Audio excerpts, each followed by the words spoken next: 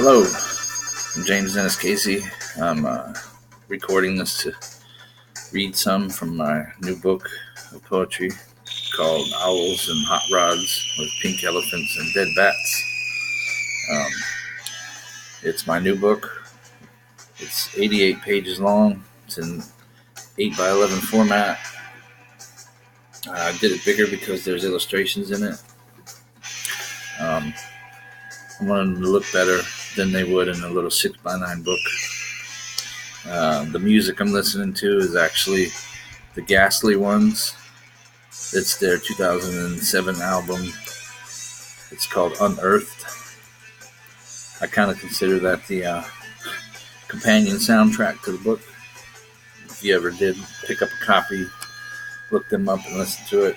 It goes perfectly with the book. It's kind of some psychobilly, rockabilly, punk music type stuff. Yeah, but anyway, Owls and Hot Rods with Pink Elephants and Dead Bats. It's about two psychobilly owls that just so happen to be serial killers.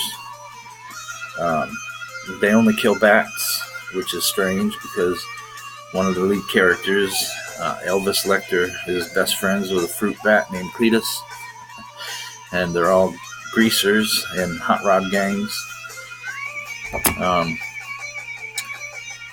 Let's get started here.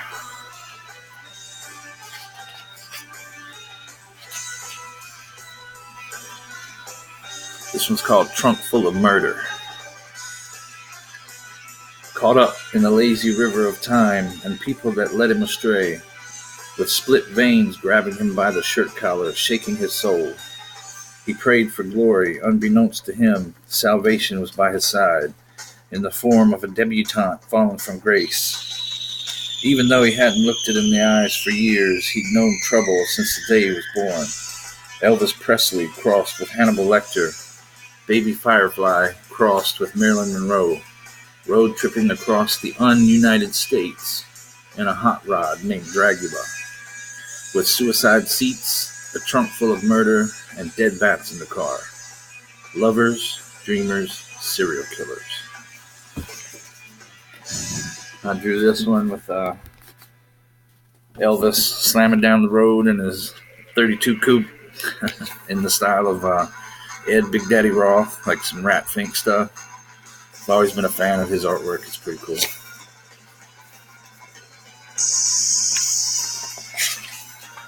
This next one I'm going to read, it's called Rush Puss. The fistful of mushrooms had just kicked in, but they were craving chili dogs after that John Cougar Mellencamp song came on the radio.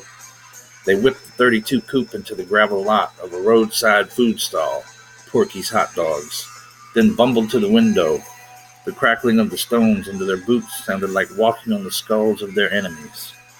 A kid that looked like Russ Puss from the Garbage Pail Kids popped his head out, demanding their order like a barking dog. They immediately lost their appetites as well as their minds. And that ties into another poem later on. All the poems fit together like one long story. It's kind of just one long epic poem about Elvis Lecter and his girl. Her name is Baby Monroe, and it's about their friends and their enemies and their adventures in debauchery and just all sorts of crazy stuff.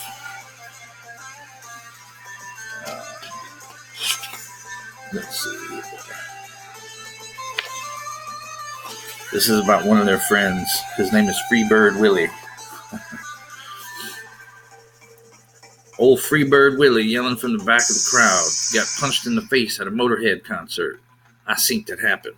He thought he was the baddest man in town. Didn't wake up till the morning, broke without his fancy clothes. Not something you can hide with a nice suit and cheap sunglasses. The gift of song knocked him out. He didn't mind. He held the words. White Cross whiskey eternally fucks with the mind while drunk and shooting dice. Whether it's the green or the glow, at least he woke up next to the girl with the most beautiful eyes in the world. but she was a sex bot with fake tattoos named Rhonda. And there's a picture of Freebird Willie that I drew. He's a little great gray owl. Got a Leonard Skinner headband on and a big white Fu Manchu.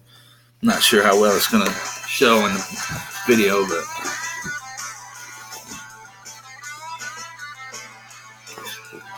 it looks pretty cool.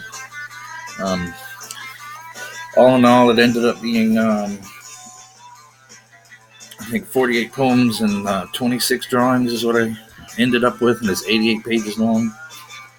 I'll do a couple more here just for the sake of not making the video too long. I think we're already at about the 5 minute mark.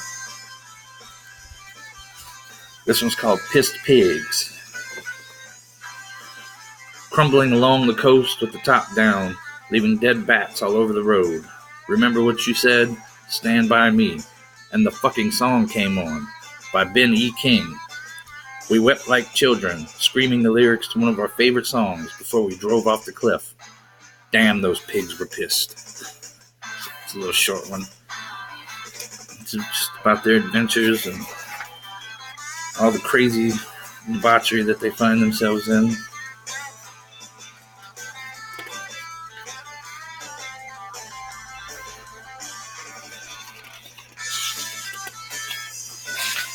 This one ties into a trunk full of murder.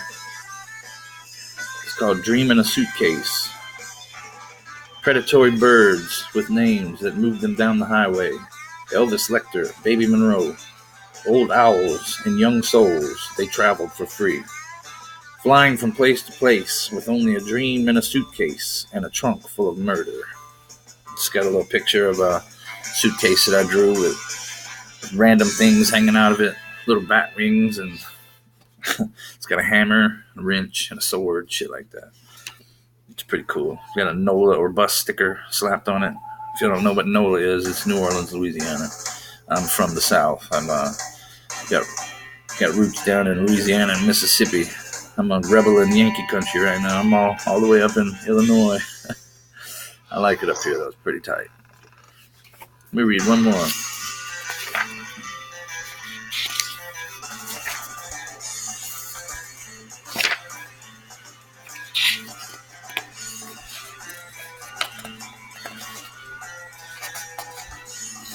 All right, this one is called The Voice of Reason, and it ties in to the next three. They all go together like one little story. It's The Voice of Reason, Front Seat Passenger, Front Seat Driver, and Back Seat Passenger. And then the next one is an explanation of one of the others. It's called Willie's One Phone Call. I'm not going to read them all. I'm going to leave that up to you. I'm going to read The Voice of Reason. Then you can buy the book and see what happens for yourself. The Voice of Reason. I hadn't figured out who I was yet. Couldn't find the voice of reason. It was constantly drowned out by the madness of the others, because it always feels as though there's at least 3 of those fuckers riding around in a hot rod named Dragula, driving through my brain way over the speed limit, and the driver isn't paying attention because he's on the goddamn cell phone, weaving in and out of traffic. Greasy wild animals that just ate some type of psychedelic mushroom. I'm sorry. When I did find it, I realized it was even madder than the others, but we just agreed on more shit. And like I said, that one ties into the next few. It's like one little storyline coming from all their different points of views. It's actually pretty damn funny. Not just because I wrote it, because it really is. Check it out. Let me see here. We're at 9 minute mark. Let's try to make it right around even 10. I'll do one more.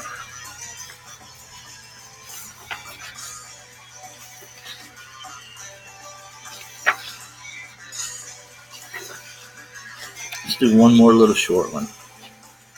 This one ends up happening after a couple of other things in the book that happened. It's called Lipstick and Whiskey Stained Napkin. It's just a real short one. Set it free. Give it your all. She deserves it. Anything in the line before the fall. To a slick-haired boy she did belong, tattooed and scarred upon her body and soul. Lustfully Yours, XOXO. And basically, it's Elvis waking up the next morning to a little lipstick and whiskey stained napkin on the side of the bed, saying goodbye. But it ties into all the other ones, just like the rest of them do. So, like I said, I'm pretty proud of this book. This is definitely my favorite one so far. It's a wild ride. It's a wild ride. And again, like I said at the beginning of the video, if you do get it, look up the Ghastly ones, and it's their album Unearthed from 2007. Click that, put it on. It's just, there's no lyrics or anything. It's just some crazy rockabilly, psychobilly, punk music type stuff, and just listen to it while you read. It kind of sets the feeling of the whole thing. It really gives it another little depth of experience in there. Something to just add to the flavor. But yeah, I just wanted to do a quick reading of a few. I might do more later. You never know. But that's my book. Owls and Hot Rods, with Pink Elephants and Dead Bats. It's 88 pages. It's got 48 poems, 26 pictures, that all done by me, including the cover and everything. It's all my original stuff, my original art, all new poems. Just pick it up, see what you think. It's a good one. Thanks for stopping by.